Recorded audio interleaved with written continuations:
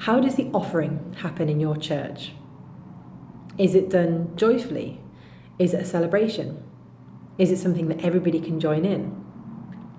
In a lot of churches, there are a lot of people who don't actually take part in this bit of the service, or at least not obviously, not in a way that will be obvious to an outsider. Because lots of our members, actually, they contribute via standing order. And this means that when the plate goes round, they might not do anything, they might just sit still. And I think that that's a bit of a shame.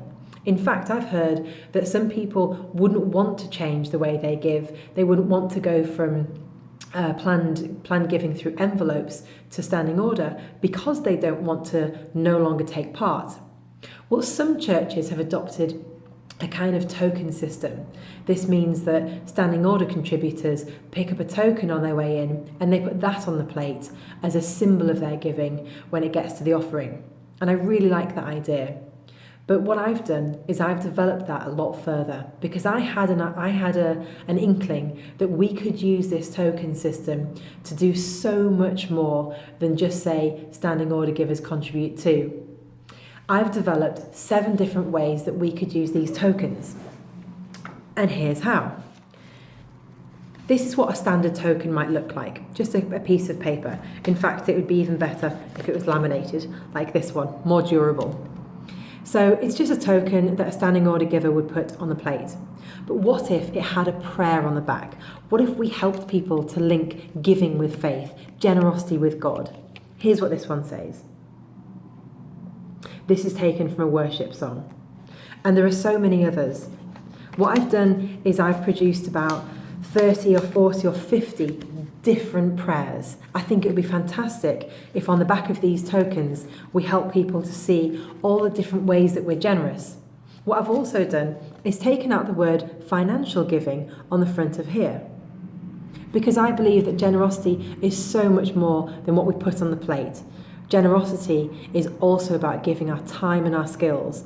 And I think it's only by people being really generous with their time, with their skills, and with their finances that we can see God's mission actually be lived out in our local churches.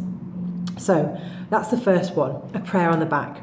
The second idea is lots of different prayers, lots of different ways in which we can highlight the things that our generous contributions go towards, mission, highlight the ways in which God is generous to us.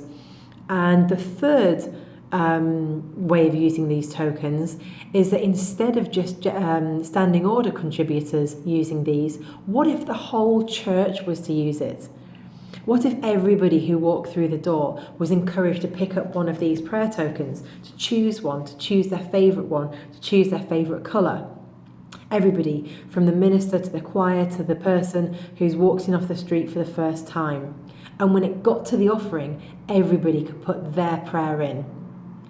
I would also say that a fourth way of using this resource is that instead of maybe what you normally do in church, which is sing an offertory hymn, which you may do from a projector or from a hymn book, but whichever way you do it, you're probably busy reading and not necessarily that engaged with what's going on around you. What if we didn't do that? What if in our local churches we just had a piece of music playing? It could be played on a CD by the organist, by the pianist, by our worship band. And we just had a piece of music that could help us to reflect. So we could pause. We could use this bit of the service to think back, to thank God, to read our prayer cards, to consider all the ways that we'd been generous, all the ways in which we contribute to church, all the ways in which God has blessed us over the last week. And then when the plate does come round to us, we can put our contribution on that plate alongside this card. I think that would be a really nice way of getting everybody involved, because it doesn't matter how much you give, it doesn't matter by what method you give, everybody in the whole church gets to put something on the plate which recognises their generosity. Another way of using this is that the whole church could be invited to write these prayers. You could take mine to begin with, of course, it gets you off the ground. But what if you were to open this up to your youth group to ask their input?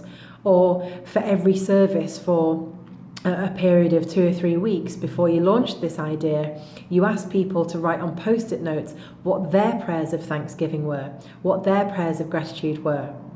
Wouldn't it be great if when you walked into church and you looked in the basket, you saw your own prayer or you saw your friend's prayer? It would really help us to all know that we're linked in with and we're part of the church worship service.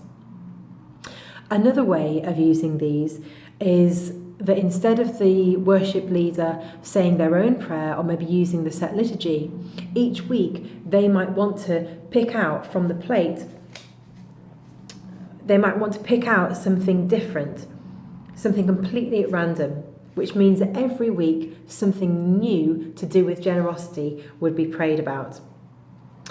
And I think that these different ways, the prayers on the back, the variety of prayers, the fact that everybody can contribute no matter how they give, the fact we're not just talking about financial giving, but all different ways of giving. You see there's no mention of finance there.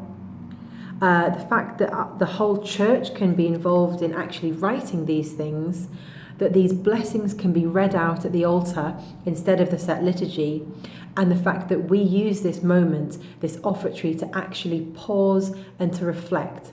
I think these 7 ways are 7 ways that we can really bring joy and celebration to this part of the service. We can help people to see the link between giving and faith.